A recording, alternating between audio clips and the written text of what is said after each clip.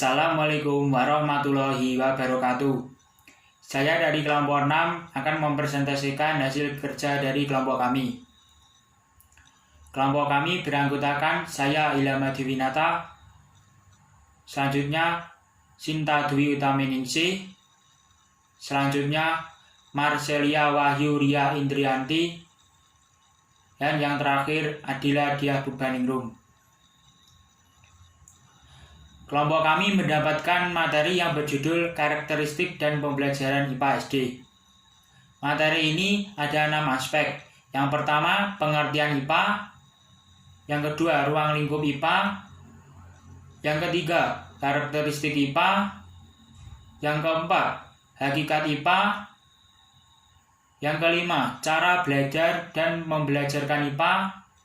Dan yang terakhir, strategi pembelajaran IPA.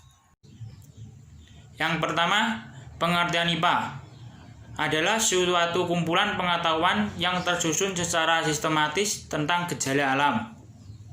Perkembangan IPA tidak hanya ditunjukkan oleh kumpulan fakta, tetapi juga oleh timbulnya metode ilmiah dan sikap ilmiah. Yang kedua, ruang lingkup IPA. Ruang lingkup IPA terdiri dari 2 aspek. Aspek pertama, kerja ilmiah. Kerja ilmiah mencakupi 1. Penyelidikan atau penelitian. Kedua, berkomunikasi ilmiah. Yang ketiga, pengembangan kreativitas dan pemecahan masalah. Dan yang terakhir, sikap dan nilai ilmiah. Aspek kedua, pemahaman konsep. Pemahaman konsep mencakupi 1. Makhluk hidup. 2. Benda atau materi. Yang ketiga, energi dan perubahannya. Dan keempat, sains, lingkungan, teknologi, dan masyarakat. Slide selanjutnya adalah karakteristik IPA. IPA, disiplin ilmu, memiliki ciri-ciri sebagaimana disiplin ilmu lainnya. Setiap disiplin ilmu memiliki ciri-ciri umum dan ciri-ciri khusus atau karakteristik. Ciri-ciri umum IPA ada 5. Yang pertama, konkret atau nyata. Objek kajian IPA berupa benda atau gejala alam yang nyata yang dapat ditangkap oleh indera manusia. Yang kedua, logis atau masuk akal. IPA dikembangkan berdasarkan berpikir yang logis. Kesimpulan diambil berdasarkan logika tertentu. Yang ketiga, objektif atau apa adanya. Hasil kajian IPA harus sesuai dengan fakta yang terjadi. Yang keempat, empiris.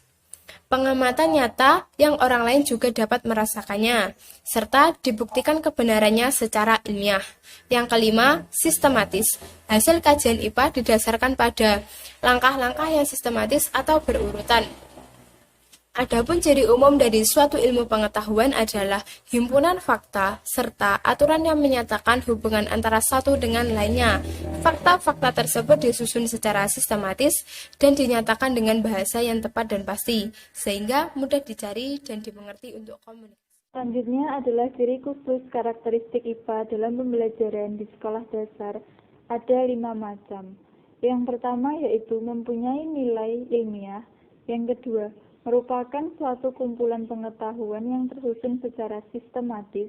Yang ketiga, merupakan pengetahuan teoritis. Yang keempat, merupakan suatu rangkaian konsep yang saling berkaitan.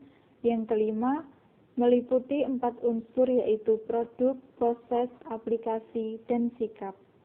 Selanjutnya adalah hakikat IPA dalam pembelajaran di sekolah dasar. Ada 3 macam. Yang pertama yaitu sikap. Sikap yang didasari seorang ilmuwan selama proses mendapatkan suatu pengetahuan. Sikap tersebut terdiri dari rasa ingin tahu serta hubungan sebab akibat. Yang kedua adalah proses. Proses yaitu prosedur pemecahan masalah melalui metode ilmiah yang terdiri dari penyusunan hipotesis, perancangan eksperimen, evaluasi, pengukuran, dan penarikan kesimpulan. Dan yang terakhir adalah produk. Produk yaitu berupa fakta, prinsip, teori, dan hukum. Batang tubuh IPA berisi 3 dimensi pengetahuan dan 1 dimensi pengetahuan metakognitif. Slide selanjutnya adalah cara belajar dan membelajarkan IPA. Yang pertama, proses belajar IPA melibatkan hampir semua alat indera, seluruh proses berpikir, dan berbagai macam gerakan otot. Contoh, untuk mempelajari pemuaian pada benda. Yang kedua, belajar IPA dilakukan dengan menggunakan berbagai macam cara atau teknik, misalnya observasi, eksplorasi, dan eksperimentasi. Yang ketiga, belajar IPA memerlukan berbagai macam alat, terutama untuk membantu pengamatan. Yang keempat, belajar IPA seringkali melibatkan kegiatan-kegiatan temu ilmiah, misal seminar, konferensi, dan simposium. Yang terakhir, belajar IPA merupakan proses aktif. Belajar IPA merupakan sesuatu yang harus dilakukan oleh siswa, bukan sesuatu yang dilakukan untuk siswa. Slide yang terakhir adalah pendekatan dalam pembelajaran IPA. Sebenarnya ada 9 pendekatan pembelajaran dalam IPA, namun kelompok kami akan menyebutkan beberapa pendekatan dalam pembelajaran IPA. Yang pertama, pendekatan lingkungan. Yang kedua, pendekatan sains lingkungan teknologi masyarakat. Yang ketiga, pendekatan nilai. Dan yang keempat, pendekatan faktual.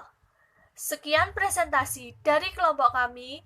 Jika ada kurang lebihnya, mohon maaf. Wassalamualaikum warahmatullahi wabarakatuh.